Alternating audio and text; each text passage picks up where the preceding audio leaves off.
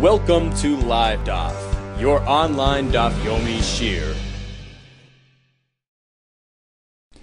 Shalom Aleichem and welcome back to today's Daf, Yevamos Kuf Yud Ches. We are at the Mishnah on Kuf Yud Zayin with Beis 8 lines from the bottom. Achas oimeres meis, va'achas oimeres loy meis. We had a fellow married to two women, Rachel and Leah. This fellow went out of town. Rachel comes and says, look, our husband Reuven passed away. Achas oimeres meis. And her contemporary, Leah, the other wife, va'achas oimeres loy meis. She contradicts Rachel's story. What is the halacha? Zoi sheimeres meis. Rachel claims that he was meis. Tinase v'tito ksuvasa. She can remarry and collect her ksuba claims. V'zu sheimeres loy meis. Whereas Leah, who claims that he did not die, roitinase, she cannot remarry. V'loi tito ksuvasa, nor can she collect her ksuba payments. So it's a chiddush, even though we have a contradiction. Rachel saying one thing, Leah saying otherwise. Rachel is not deemed contradicted, meaning we can still believe her story, and she can go and get married. Not only that, she can collect her ksuba, as we learned yesterday. It's part and parcel of the remarriage process. What about achas oimeres meis, va'achas oimeres nerag? Both Rachel and Leah are in agreement that Reuven passed away. It's just a question of circumstance. How did it happen? Rachel says he died, naturally. Leah says he was killed. So they are contradicting each other in terms of the circumstance behind the event. Rabbi Meir Omer, we have a contradiction. They cancel each other out. The Gemara soon will ask, what about the first case, where they're also contradicting each other? Why would they not cancel each other out in that case? The Gemara will deal with that. So in any case, she says meis, she says nerag, differing circumstances. Rabbi Meir Omer, we have a cancellation. Since they are contradicting each other in terms of the account of events, none of them can remarry. So according to Rabbi Meir, even though one tzara is being contradicted by the other tzara, keep in mind these two women are tzaras, they're contemporary wives, they're part of the same family, and as we learned the other day, a tzara has natural dislike, there's jealousy, there's friction, there's competition. So who says that the other woman, the tzara, can actually bring about a contradiction, a cancellation of my edus? Who says we have to reckon with her words with respect to my status? Says Rabbi Meir, you have to. You have to reckon with it as well. The Gemara will deal with this. So Hayil u'machisha asu hari elu lo yinasu. None of them can get married. Rabbi Yehuda, Rabbi Shimon, Oimrim, they disagree. Atzara, she has no say in my matter. Hayil v'zu moidei she'ein kayim. Look, Rachel claims he's no longer alive. Leah claims he is no longer alive. Yinasu, that allows them to remarry. We don't reckon with the contradictory testimonies because, keep in mind, I am being contradicted by my tzara, who has no ne'amanis vis-a-vis my status. Concludes the Mishnah. Eid oimer meis, ve'eid oimer loy meis. Reuven says he died. Shimon says he didn't. We have a hakchosha. We cancel it.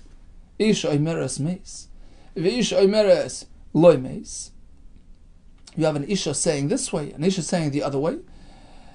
And Rashi says we're speaking even if they are tzarais, harezu loitinase, so none of them can get married. Rachel says he died, Leah says he didn't. Even Rachel cannot remarry, because we're going to be perhaps following Rabbi Meir Shita. His opinion is that a tzara can contradict the other tzara. Okay, so we have the Reisha, with two tzares came along, she says meis, she says loy meis. The one who says meis can remarry. Says the Gemara, Tama de Amr loy meis. But the other one who says loy meis cannot remarry. That's only because she claims loy meis. Ha ishtika, but it sounds from the Mishnah like if she would have remained silent, Leah would have said, look, I don't know. I'm going to rely on you, who says Mace. Ha'ishtika, if she remains silent, Tina say, then Leah as well can get married. How? Ha'in Sarah mi'ida l'chaverta. Rachel and Leah tzares. Rachel's testimony cannot benefit Leah. Perhaps she's deliberately misleading her to ruin her life. Says the Gemara, actually, the same halacha would apply in a case if she was silent. She can still not remarry based on her tzara's testimony. There's an extra chiddush. In this case where she's saying loy meis. Why? What's the chiddush? Sal kadai dechamina ha mais. Perhaps this can lead us to think that this fellow really died. Leah knows full and well that he died. You know why? Taisus explains, because if she would have really known that he didn't die, she would just remain silent. Why? What's going on? Rachel is saying he died. She's about to remarry. Leah, if she knows that their husband is still alive, and this remarriage will get her into this Rachel remarriage will get Rachel into deep trouble, and she's trying to get her in trouble, she just remains silent. She plays dumb, allows her to remarry, and then suffer the consequences when their husband comes back. That's what she would have done if she really wants to do her in. If in fact she knows that Reuven is alive, she should just remain silent. Why is she saying loy meis? Why is she saying loy meis? That leads us to think that perhaps this fellow really did die. So now when Rachel will remarry, as a result of Rachel's testimony that her husband died, husband will never show up again. Even Leah knows that, because he died. And that is exactly why she is saying loy meis. That's her only way of ruining Rachel's life. No, he didn't die. You can't remarry. She's trying to prevent Rachel from remarrying. She's trying to do her in, to give her a hard time. She's a tzara, right? Perhaps, I would think, Hamais, really the husband, let's call him Reuven, he passed away. And Rachel is about to get remarried based on her testimony that he died. So why then is Leah claiming loy meis? She knows that he died. She's trying to give Rachel a hard time, to mekalkel her. No, he didn't die. You can't remarry. And even though it's going to adversely affect herself as well, Leah can't remarry if we trust her story. She doesn't care. I'm prepared to ruin my life in order to ruin yours. V'tamus nafsha im plishtim kamra. It's like Shimshon Hagibar when he was taken into that stadium there, and he wanted just to get back at the plishtim. He begged Hashem to give him that last ounce of supernatural strength to collapse those pillars, to collapse the entire stadium, and he told Hashem, I will die with the plishtim. So perhaps here as well, she's working with that idea in mind. I know he died. I'm going to claim he didn't, so that you don't remarry, and even I won't remarry. Kamashmon, the chiddush is, no, we don't go that far. We're not going to suspect that she's going to resort to such vicious methods to keep the tzara at bay. So the Havamina was that we would totally disregard her testimony. Not only that, Rashi says we would even allow Leah to remarry. The fact that she's saying loy meis is the biggest riot that he died. Kamashmon, the chiddush is no. We don't assume the worst. We don't assume such malicious intent, and therefore Leah cannot remarry. We assume that she's being honest and straightforward. She really believes that husband is still alive, and therefore she cannot remarry. But Rachel, who claims that husband died, she can remarry. Continues the Gemara. Achas emeres meis v'chul. So we have the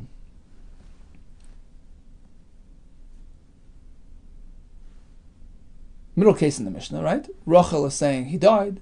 Leah is saying he was neherag. Rabbi Meir says, look, there's a hakchasha, and none of them can remarry. Asks the Gemara, what about that first case in the Mishnah? Right, the Mishnah began with achas omeres meis, v'achas omeres loy meis, and Rashi explained the two tsarais. The one who says meis can remarry. What do you mean? They're contradicting each other. Why doesn't Rameir take issue with that first case as well? Amr Belezer, you're right. It is machlokes. That halacha at the outset of the Mishnah is indeed totally in this machlokes. Rabbi Meir would disagree with that halacha. There's a hakchasha. A tzara can be machish the other tzara, and therefore none of them can remarry.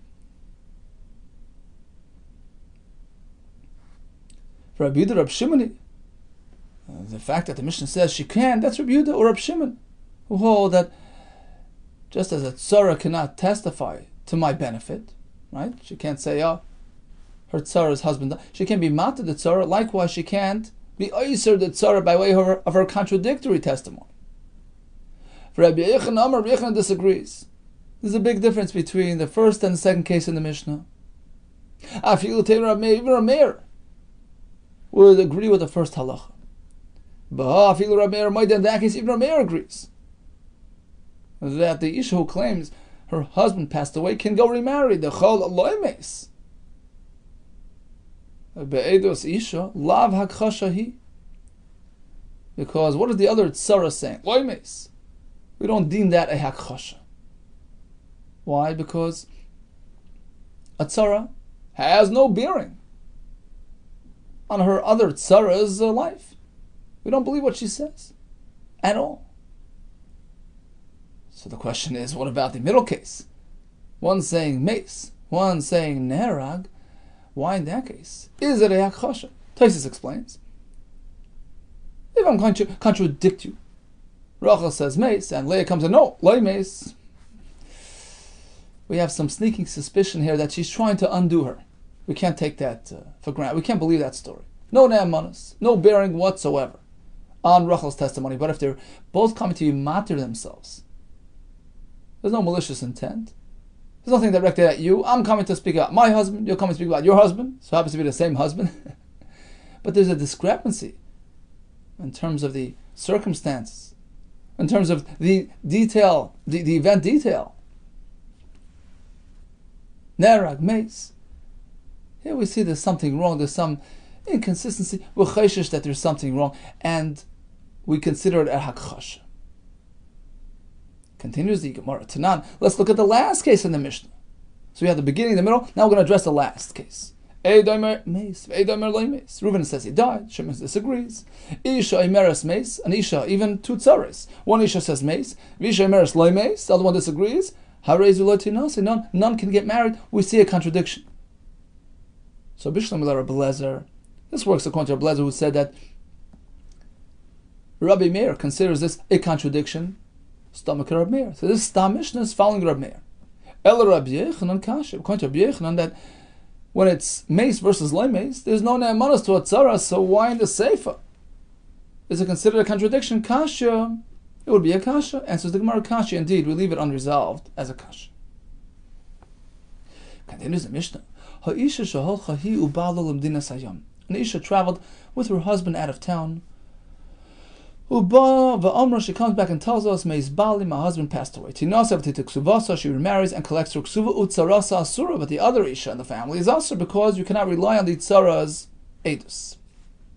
So here it's paradoxical because Rachel is remarrying with pomp and ceremony, and Leah is sitting around waiting for her husband to come back. But that's the way it is. We never know what Rachel's motives were. Perhaps she's willing to ruin her life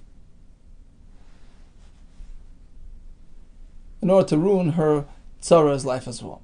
But in any case, it's a halacha d'Rabbana. We don't rely on Rachel's testimony with respect to her tzara's status. Okay, so now Leah is sitting by, waiting for her husband to come back. She cannot remarry. And we treat her as fully married. Fully married to this husband, Reuven. Let's say she's coming from a Yisrael family, and this fellow Reuven is a kohen. Teichel b'truma, she can continue eating truma as though nothing happened. Divrei Rabbi Tarfon. We treat her as fully married to this fellow. Rabbi Kiva Omer, no. You never know for sure. Can't take a chance. This is not a way to avoid aver. Why are you taking a chance? On the one hand, when machmer, she can't remarry. But on the other hand, maybe her husband passed away. Don't give her truma. The only way to really address this responsibly, don't remarry. And also, you can't feed her truma. This is a similar halacha to the Reisha. Rachel comes back. She's my husband. Reuben passed away. Meiz bali. And then my father-in-law passed away. Typically, a daughter-in-law is not nema to speak about her mother-in-law's family. Right? She's one of the chamesh nash. Here, she says, I am no longer your daughter-in-law. My husband passed away first. I was disconnected from your family. I was only connected by marriage, right? Now I'm disconnected. And now I have the right to testify regarding your status as well. Guess what? I happen to know that your husband, who happened to be my former father-in-law, passed away as well. You're free to remarry. So this Isha, Rachel, can remarry, get her ksuba, as any Isha is nema to speak about her own husband's passing. But her mother-in-law, her former mother-in-law, cannot remarry. We discussed this the other day because maybe the whole thing was a fabrication, just concocted the whole story to undo her mother-in-law. So her mother-in-law cannot remarry and is deemed an Eishes Ish to the point that she can continue eating truma. Rabbi Kiva disagrees. This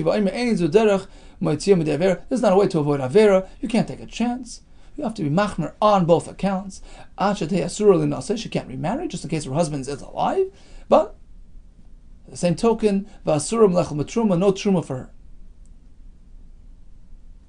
Two cases. One is regarding the edus of a tzara. One is the edus of a daughter-in-law. Both cases are needed. If only from that first case, perhaps it's only there. When it's two tzaris, Rabbi Tarfon says, look, the tzara can consider herself fully married. She doesn't have to attribute any credence to her fellow tzara's testimony. Because after all, they're competing for the guf of the husband. It's a real, genuine competition going on, and therefore the other tzara doesn't have to trust her fellow tzara account, even though, Rashi points this out, even though Rachel is going and remarrying. No, maybe it's tamas nafshim plishtim, maybe she's undoing herself, ruining her own life in order to ruin her friend's life. So Leah can just stay married, so to speak, and eat the truma, no problem. When it comes to testifying on a mother-in-law, that animosity isn't so severe and serious. The tzara mila de alma is just a question of bad-mouthing, as we learned yesterday. Mother-in-law bad-mouths the daughter-in-law, so it's an emotional discomfort. Perhaps it's not as vicious and as severe. Perhaps in that case, Rabbi Tarfon would agree to Rabbi Kiva, you never know, maybe she's actually telling us the truth, so don't feed her the truma.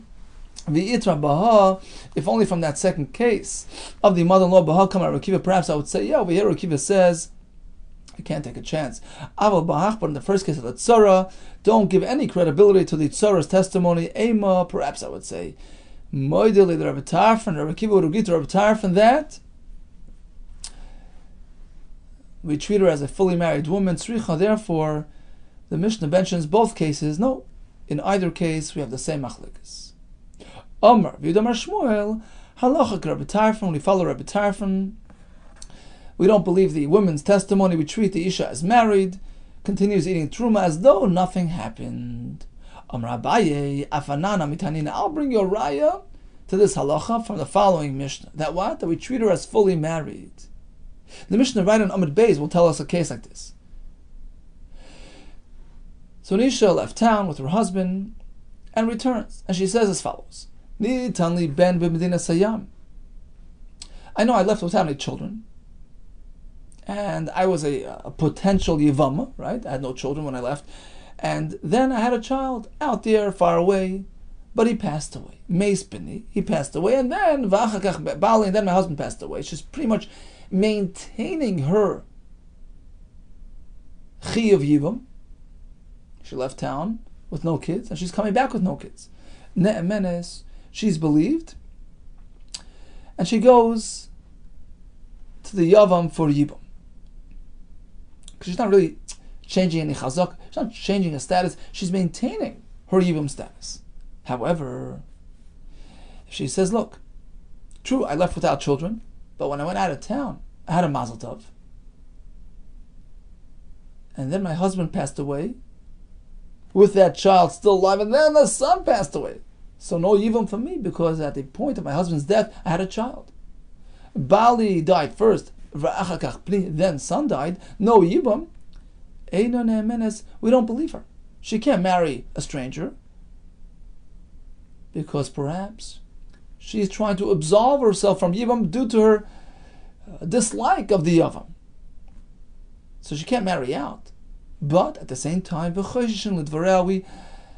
some chashash to her words, meaning we don't send her to the Yavam for Yibam just in case she's not a Yavama. Rather, we suffice with chalitza. Okay, that's the Mishnah. What does the Mishnah mean? It's a miyut, only her words.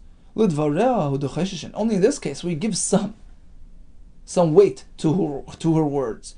But if it's a tzara speaking about her contemporary tzara, we give no credence at all to those words. Shema minod is a right to Rabbi Tarfon.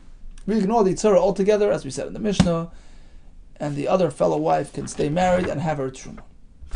Continues the Mishnah. Kiddush achas mechamesh noshim ve'en yodea eze kiddush. This fellow had a choice of 5 nashim. He knows he was mekadosh one, doesn't know which one. Kalachas emeres, and each one claims eze kiddush am the lucky one. So unless he wants to marry all 5, what does he do? No, he's saying get l'chol achas v'achas. He issues a get to each one of these 5, just in case. Regarding the ksuba payments, so he takes one ksuba payment, what is it, 200 tuz, places it in front of them, and walks away. Let them fight over it. He has no chiyuv, more than just one ksuba. They have to fight it out. Rabbi Tarfon. Rabbi Kiva disagrees. Kiva, this is not a fair procedure. It's not a way to avoid avera. If you are chayiv and you don't know to whom, you have to pay each one. You want to really address your responsibilities properly, give each one a get and a ksub. Here comes another example of the same halacha. Gozel echad mechamisha. This fellow robbed 1 out of 5. He doesn't know which one of these 5 people was his victim. He doesn't know which one. Each one claims to be the victim. Here again, says Rabbi Tarfon, put the money down and disappear. Rabbi Tarfon. Rabbi Kiva, that's not a mahalach. That's not a way to do it. Look, he stole. He's obligated. Don't shirk your responsibilities. Go ahead and pay each one separately. So the Mishnah spoke about 2 cases. One is the Kiddush Achas Mechamesh Nashim, which sounds like we're speaking about regular Kiddushin, Kesav or Shtar, not by way of Bia, so Kiddush, or Gizela. Says the Gemara, Kiddush Ketani. The Mishnah speaks about an ordinary, conventional Kiddushin, Baal like Tani, but we're not speaking that he did the Kiddushin through Bia, through physical interaction, which is actually inappropriate. But the Rabbani not meant to do Kiddushin through Bia. It's not sneeze. So the Mishnah is speaking about a regular Kiddushin. Then the next case is Gazal Ktani. This fellow stole. Did something inappropriate. He stole. Lokach like Tani. We're not speaking that he actually purchased an item. So he innocently purchases an item without doing anything wrong, and then he forgets who the seller was. So it sounds like the Mishnah is purposely not discussing these two cases. What's the difference? Because perhaps if it's Baal, where he did something inappropriate, Rashi says he did a mas, he was megano, he belittled her. So perhaps in that case, all would agree that he has to address his responsibilities fully. He can't just get away with one payment. Perhaps, right? And then when the Mishnah says Gazal Katani, that was speaking about Gzela, here I could say the other way. It's only because he did an Isser. Does a Rekiva mandate separate payments? Because if you want to really address your responsibilities, you did an Isser. You have to undo that Isser. But if it's just an innocent purchase, perhaps even Rabbi Akiva would agree that we don't apply a penalty, we don't apply a knas. He can just absolve himself with one payment. Okay? So let's see how this works. The Mishnah speaks about a regular kiddushin and a gzela. Mani mas nisan. Loy tanikama.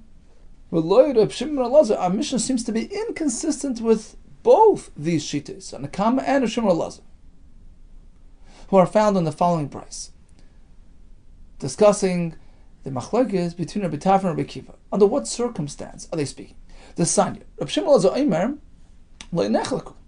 Rabbi Tarfon, Rabbi Akiva all agree in the following case. Al shekidish achas mechamesh noshim. He did a conventional kiddushin by way of kesef or shtar to one of the 5 women. And he's unsure as to whom he was mekadesh. All agree in this case, since he did nothing wrong, all agree he just puts the money down and walks away. There's no reason to penalize him. He did nothing wrong. Forgetfulness, that's basic human nature. Where do we find the machlekes? Al-Shabal. Oh. He involved himself physically with one of these women.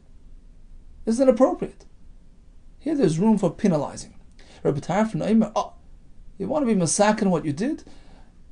Rabbi Tarfon says, even in this case, maniach su'a b'nein mistalik, one payment is enough. Rabbi Kiva Omer, no. He says, you want to be masakin what you did? You want to rectify that inappropriateness? Go ahead and pay each one separately.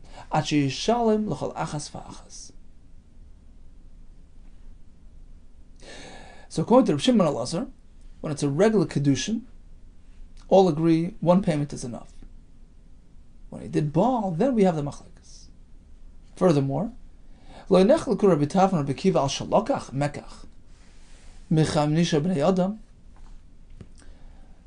machlekes. All agree. If he actually purchased an item, he didn't do anything wrong. He doesn't know who the seller was. All agree that one payment is enough. You fight it out. He places the actual payment amongst them and mistalik. Puts down the money and walks away. Why should we penalize him? Why should he have to pay more than one payment? The machlekes only applies if he actually stole. Here we have the machlekes. Shamar b'tarfin, maniach, gzela, beineim, and mistalik. I have one obligation. That's it. I put the money down, I walk away. I'm not chayiv more than one. I only stole from one. The fact that you're fighting over, that's your issue. You work it out amongst yourselves. I'm not chayiv more than one. Rabbi Kiva Omer, no, achi shalom, gzela, l'chol echad ve'echad. You have to personally address each one of these people. So whose interpretation of the machlokes was this? This was a presentation in the name of Rabbi Shimon ben Elazar. He says the machlokes in our Mishnah only applies to Baal and to Gazal, because in both he did something inappropriate. In order to rectify it, he has to address all possibilities and all options. This is Rabbi Shimon Elazar. There's a Tanna Kama who disagrees. The fact that Shimon Elazar tells us that unless there was something inappropriate done, there's no discussion. Let's say a regular kedushin or just a plain innocent purchase. All agree there's no need to pay more than one. That's his opinion. Apparently, the opposing view in this brisa, that's the Tanna Kama, will hold no. Specifically in the kiddush, a regular kedushin, or specifically in the regular purchase, where there is no isser, in that case, we have the machlokes. But if there was an isser done, Baal or Gazal all agree you have to address each one separately. So again, we have Tanakama who says the machlokes applies to Kiddush and Lokach. We have Rav Shimon Lazar who says it applies to Baal and Gazal. Right? Two sort of extreme shittas, right? One on this side, one on that side. Now, who is speaking in our Mishnah? Mani. Tanakama. If our Mishnah is following Tanakama, well, then it's giving us the wrong cases. Listen, Kiddush v'Lokach. Mishnah should speak about Kiddush and Lokach, not Kiddush and Gazal. So that's out. Rabbi Shimon Elazar, if it's him speaking, listen, Baal v'Gazal. Mishnah should speak about inappropriate behaviors, Baal or Gazal. So who's speaking in our Mishnah?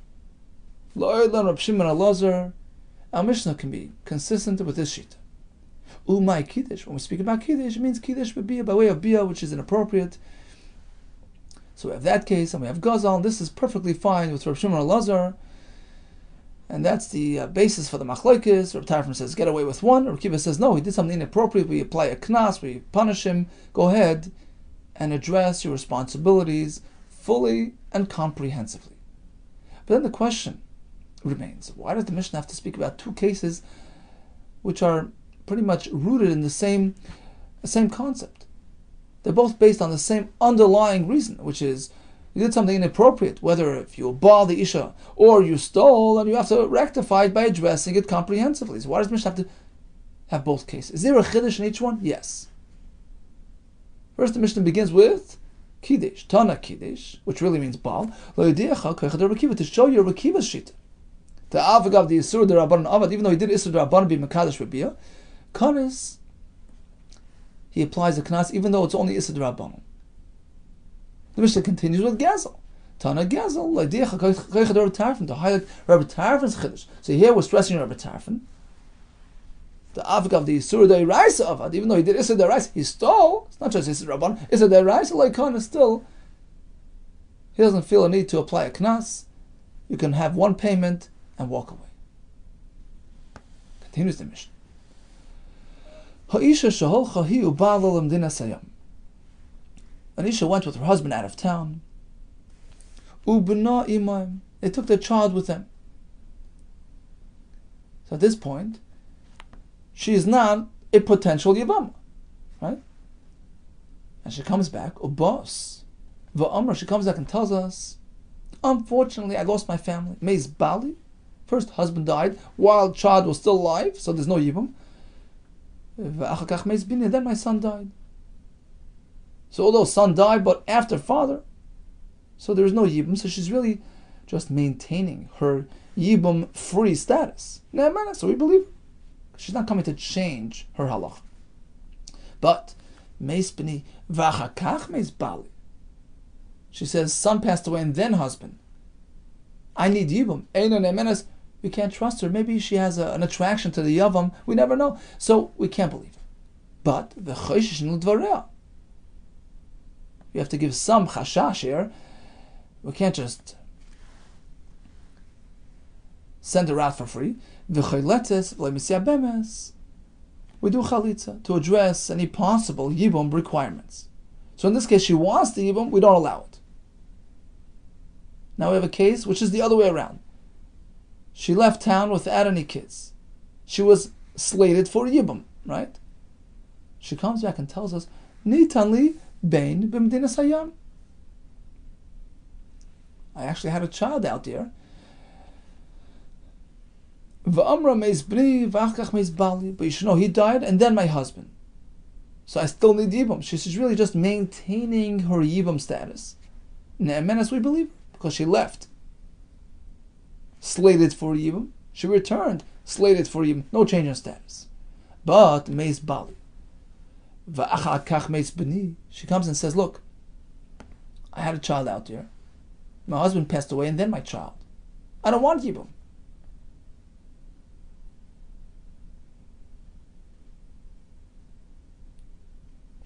Eino ne'emenes. In this case, she's not believed. We can't just let her go. Why? Because maybe she dislikes, this time maybe she dislikes the Yavam. In the first case, she wanted Yibum. Maybe she had a liking towards the Yavam, so we can't believe her. In this case, she's trying to absolve herself from Yibum. Maybe she dislikes the Yavam. She's motivated by that, so we can't just trust her. We can't let her go. But we can't compel Yibum. Maybe she's really not meant for Yibum. So we suffice with Chalitza v'chayletzes, v'loy mesyabemes, we do Chalitza without Yibum. So again, let's just summarize these two cases. In the first, we thought she was not meant for Yibum. She left with a child. She comes back and says, I need Yibum. We're concerned perhaps she's motivated by her attraction to the Yavam, so we can't activate Yibum, but we do Chalitz. In the second case, she left town in a Yibum status. She had no child. And she comes back and says, well, I'm pater from Yibum. We're concerned perhaps she's motivated by her dislike towards the Yavam, so we can't just let her go, but we cannot activate Yibum just in case. We do Chalitz. Continues the Mishnah. Nitan li Yavam b'mdinas hayam. She left town, and we didn't know of any brothers to her husband. We didn't know that there was going to be any potential Yavam on the scene. She comes back and says, guess what? My husband got a brother. My mother-in-law gave birth, and it was a Yavam who came into the picture. Amra meis bali, v'achakach meis yivami. So she says, look, my husband and my brother-in-law passed away. Or the other way, Yevami died first, v'achakach bali, then my husband. That's because basically she's not changing anything. When she left, she was not roy for Yibum. There were no brother-in-laws on the wings. And likewise, right now she's claiming that she's pater from Yibum. There was no status change. But she, her husband, and the Yavam, meaning her husband's brother, left town. And she comes back, Amra meis bali, my husband died, v'achach meis Yevami, and then my Yavam. Or Yevami v'achach bali. So she's pretty much exempting herself from Yibum, trying to change her status. As far as we know, she was previously slated for Yibum because of the brother-in-law. Now she's telling us he's no longer here. In an emes, we can't believe her, because maybe she's trying to get away from him. We don't believe in Isha. When she comes and says, my brother-in-law passed away, shatinase, to allow me to remarry, nor do we trust her when she says, look, my sister passed away, I want to marry her husband. Likewise, a man is not neman to say, my brother passed away, which will allow me to be Yavim his wife. Nor is he believed to say, nor is a husband believed to say that his wife passed away, which will enable him to marry his former wife's sister. So the nemanas that we give in this parak is very limited. The Mepharshim explain, you need all kinds of conditions that are met. Right? You have to have iguna, only matter to allow Isha to remarry, not a man to remarry. A man can technically marry as many women as he wants. It's a special heter on account of this difficult ego situation. So when Isha comes back, look, my husband passed away, rather than tie her down for life, we allow her to remarry, but provided we meet other conditions as well. It's daiko mitzvah. We're very secure in the fact that she will do diligence. She'll really investigate properly, because otherwise she'll incur very severe repercussions if in turn her husband returns. So that's very unique to a case of Eshes Ish, etc. Not just to a case of Lav or Yib, different situation where it doesn't have that, doesn't carry that heavyweight situation. Plus, we have to be confident that she's not motivated in any way by her like or dislike towards the Yavam. That explains why in these last cases there is no Nemanis. Here comes the interesting shaila. So typically, a get to an Isha is not something positive, right? We call it a chayv. It's not a zchus, it's a chayv. So unless she really wants it, you can't force it upon. You can't, as a husband, he can't take a get and say to his friend, you take the get and be zoichet for my wife. Unless she knows and she's consenting, she makes the shliach, or you give it to her directly, but through a shliach, it has to be her shliach, not the husband's shliach. When it comes to interesting shayla, let's say this fellow is goisis, he's hovering between life and death. He knows he's going to pass away very soon. He has no children. He wants to spare his wife from Yivam. So he quickly puts together a get, but she's not around.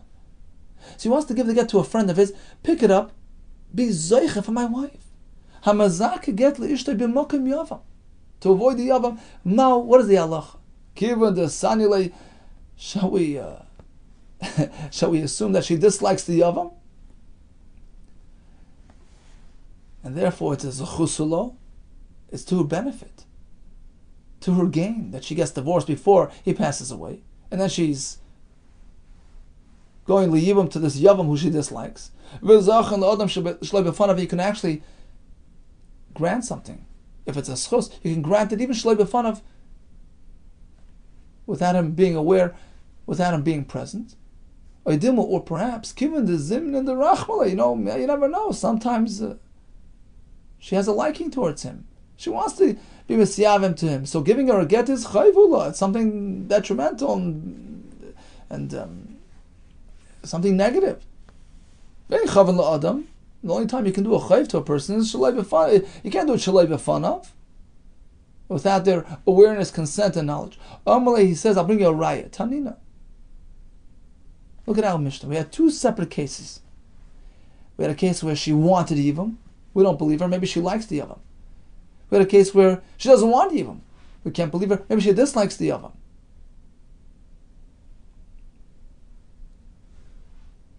In both cases, the Mishnah says, it's not absolute. You never know. We have to take her words into account somewhat. V'chaylet says, we do chalitza with no yivam. So apparently it's not an absolute value. Hatred and attraction to the yavam is an unknown. So in this case over here with the zach and the adam, you never know if she really wants him or not. You can't necessarily determine that it's a zechus. Here comes another shayla. Amali Ravina l'Rava. Hamazaka get li'ishtei b'makim k'tatamal. Let's say husband and wife are not getting along. So he takes a get and he wants to be mazaka to his wife. Kivan the islo k'tata ba'adei, since they're not getting along, schus is considered to her benefit, and therefore you can do it even shaloi b'faneo, or perhaps, you know what? Sometimes the marriages just bump along, and she still has something from it. Nicha. There's a lashon. Tzafsa de gufa nicha. Having his companionship, that's also something. Nicha de gufa adifla. That's better than nothing, getting divorced. Who's to say that you have the right to determine what's considered her schus? Maybe she wants to hang on to him. Toshma, here comes a raya that indeed this psychological insight is indeed correct. The Amarish Lakish, Tav, it is preferred Lamesaf to sit, to dwell. Tan means bodies. Du is two, like in French, du is two. So better to live with somebody irrespective of who he is and what kind of trouble he's giving her. Milamesav Armalu, than just sitting alone, like an almana, lonely. So sometimes people prefer that over that, and therefore you can never know, and you can't consider this as chus. Habaya Amar, there's another phrase which pretty much points in the same direction. The shum shemana. That's a lashon of an ant, a small ant. Gavra, her husband's a little midget like an ant, not worth too much. Still, it gives her prestige, and she has something from it. Kursei,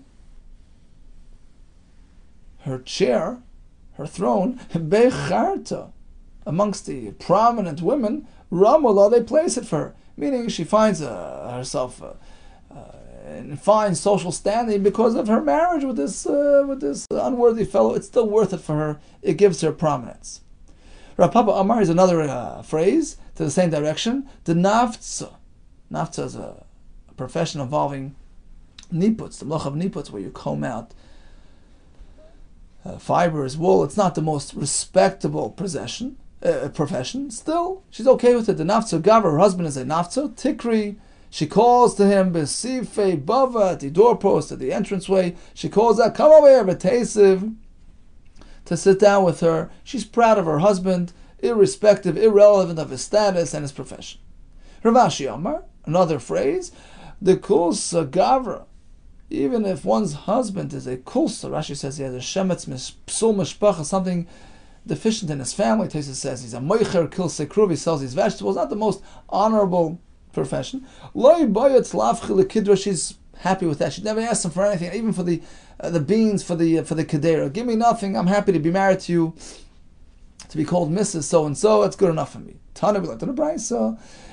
There's a downside to this as well. The kulan, all these women who aren't really having much from their husbands, don't have respect for them, don't really get along with them.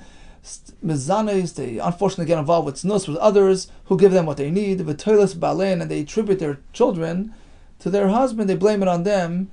So actually, it's not the most preferred setup. Hadron Allah isha shalom. So what did we learn today? We had 1, 2, 3, 4 mishnahs. In the first mishnah, we spoke about the nemanos of a tzara. Okay, so a tzara could not be neman. She's trying to be mater the other tzara. You never know, maybe she's misleading and trying to ruin her life. Now let's say both are coming and saying, look, Rachel says my husband died, and Leah as well, the tzara, is in agreement that her husband died. But it's hakchasha. In terms of the circumstance behind that misa, there's a machlokes. Nerak, she says meis.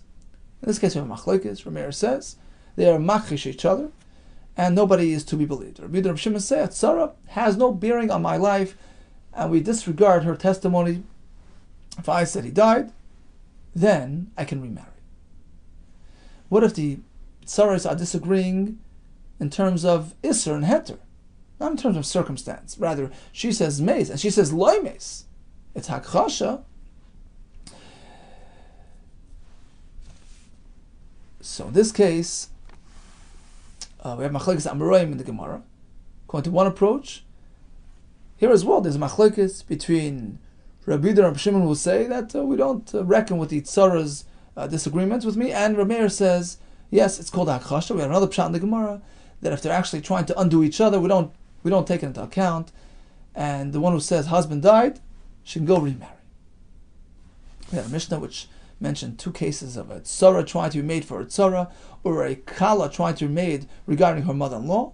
In both cases, we discount that information.